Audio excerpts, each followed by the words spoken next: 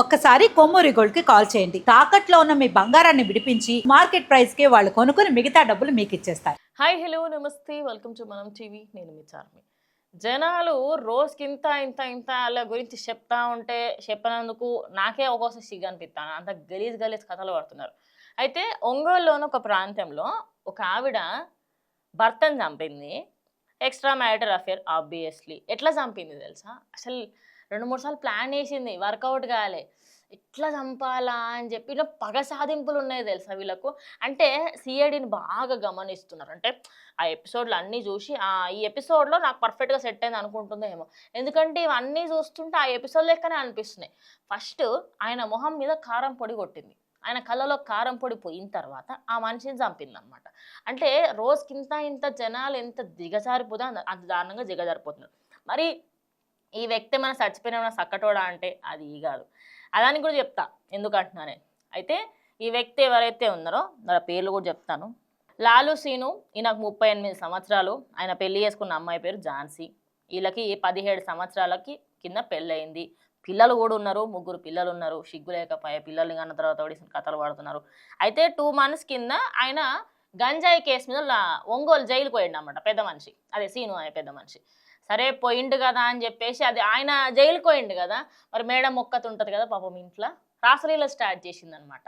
అయితే ఇటు ఈ పెద్ద మనిషి ఆయన జైలుకి వెళ్ళి వచ్చిన తర్వాత ఎట్లాగించి చంపాలా అని ప్లాన్ చేసుకుంది. మరి ఎవరు హెల్ప్ చేయాలా? దోస్తులకు అద్దు, దోస్తులను నమ్మలేము. ఏమో వాళ్ళు ఏమన్నా పోలీసులు గిన రేపటి దొరికితే గట్టి కొడితే చెప్తారు కదా అని చెప్పి ఏం చేసింది, అన్న దగ్గరికి పోయి అన్న నాకు కొంచెం హెల్ప్ చేయవా, నాకు ఇట్లా అక్రమ సంబంధం ఉంది ఇంతే అడుగుంటుంది. నాకు అదంతా అనిపించింది తెలుసా.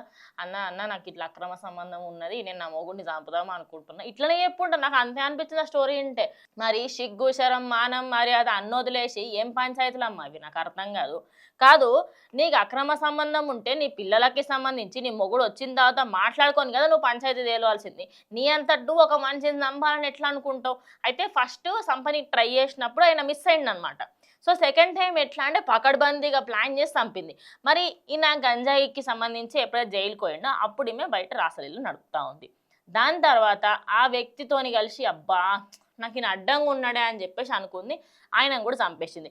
ఆ కేసు బయటకు వచ్చినప్పుడు ఆఖరికి పోలీసులు ఇదంతా విని హెల్ప్ చేసిన వాళ్ళ తమ్ముడు వాళ్ళ అన్న అని తెలిసినప్పుడు ఒక్కొక్కళ్ళు నోళ్ళు పెట్టిరట.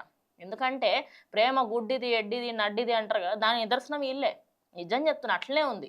ఇలా పంచాయతీ చూస్తే నాకు అంతే అనిపించింది. మరి వీళ్ళకి సంబంధించి ఎక్కడ చంపింది తెలుసా? టెంపుల్ దగ్గర ఆయన మొహం మీద కారం పొడి ఉంటుంది కదా, మన కారం ఉంటుంది, కారం మొహం మీద కొట్టిన తర్వాత వాళ్ళ అన్న ఎవరైతే ఉన్నాడో ఆయన వచ్చి కత్తితో పొడిచి చంపేసిండు. ఓవరాల్గా దీనికి సంబంధించి ఆ స్పాట్లోనే ఆయన చచ్చిపోయిండు. అండ్ పోలీసులకి దాని తర్వాత వీళ్ళే వెళ్ళి చెప్పిరట ఇట్లా అయింది అని చెప్పేసి. సో ఇంకా వీళ్ళే వెళ్ళి చెప్పేసరికంటే ఇంకా పోలీసులు కూడా వాళ్ళని ప్రజెంట్ అయితే జైల్లో పెట్టిర్రు.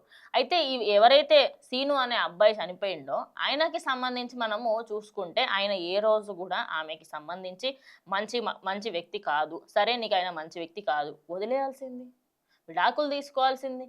ఎందుకు సంపడాలు ఎందుకు పెట్టుకున్నారు? ఏమన్నా కక్ష సాధింపులు ఉన్నాయా మగజాతి మీద? మీకు నాకు అర్థమైతలేదు. ఈ ఒక్క అమ్మాయి ఇటు ఆడవాళ్ళు మొగోళ్ళేం తక్కువ కాదులేండి, వీళ్ళంతా ఆడవాళ్ళ మీద ఆడజాతిని నాశనం చేయాలన్నట్టు వీళ్ళు తగులుకున్నారు. ఇటు మొగజాతిని లాస్ట్కి ఓళ్ళు మిగులుతారు దేశంలో. అవసరమా?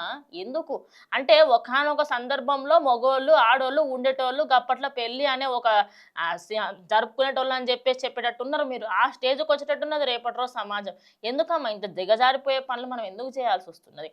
మరి ఒంగోలు జరిగిన ఈ ఇన్సిడెంట్ చూస్తూ ఉంటే ఒక ఏమంటారు సీరియల్ లెక్కనో సినిమా లెక్కనో అనిపిస్తూ ఉంది. కారం పొడులు కొట్టి చంపడాలు, ఫుడ్లలో పాయిజన్ పెట్టి చంపడాలు ఇంకెన్ని చూస్తాం? ఇప్పటికైనా కొంచెం మారి బుద్ధి తెచ్చుకుంటే రేపటి తరాలకు మనం మంచి ఎగ్జాంపుల్ ఇవ్వాలి. ఇసుంటి ఎగ్జాంపుల్ ఇస్తే బాగుండు. ఇప్పుడు ఆ 3 పిల్లలకి ఏమైనా ఎగ్జాంపుల్ వస్తుంది? చంపితే జైలుకి వెళ్తాము, తప్పు చేసిర్రు మా పేరెంట్స్, నాకు మా పేరెంట్స్ అక్క లేరు అనేది వస్తుంది. అవునా కాదా? సో మీకు ఇలాంటి వాటికి సంబంధించి ఎక్కడైనా ఏదన్నా మీకు అసభ్యకరంగా కనిపించినా లేకపోతే మీరు ఏమైనా తప్పు చేస్తున్నారు అనుకున్నప్పుడు ఖచ్చితంగా మీరు అక్కడ ఆ రిలేషన్ నుంచి బయటకు వచ్చేయండి. కానీ చంపుకొని ఒక వ్యక్తి జీవితాన్ని నాశనం చేసే హక్కు మనకు లేదు. ఆయన మంచోడు కాకపోతే జైలుకి పంపిద్దాం కావాల్సి వస్తే. మళ్ళీ ఆయన ఆల్రెడీ జైల్లో ఉన్నాడు, మళ్ళీ జైలుకి పంపించు. నన్ను హెరాస్మెంట్ చేస్తున్నాడు అని చెప్పేసి కానీ లేకపోతే అంటే నీ వ్యక్తిగత జీవితంలో అదే కష్టాలను ఆయనకు చెప్పు. తప్పుడు విధానం కాకుండా మంచి విధంలో చేయండి. ఎందుకు అడ్డదారులు వెతుక్కునే బదులు ఈ అక్రమ సంబంధాల వల్ల అంటే ఒక సామెత ఉంటది. The relation will be good until the third person enters. Yes, relation సక్రమంగా ఉంటది ఓ మూడో వ్యక్తి వచ్చేదంత వరకు. ఆడొచ్చిండా సర్వనాశనం. సో ఎప్పుడైనా మీ లైఫ్లో జరిగే సిచ్యువేషన్కి సంబంధించి పక్కన వాళ్ళకి షేర్ చేసుకోకుండా మన లైఫ్ని మనమే చూసుకోవాలి అని చెప్పేసి అయితే అందరూ కూడా చెప్పడం జరుగుతుంది. మరి ఇన్సిడెంట్కి సంబంధించి మీరేమైనా ఖచ్చితంగా కమెంట్ చేయండి.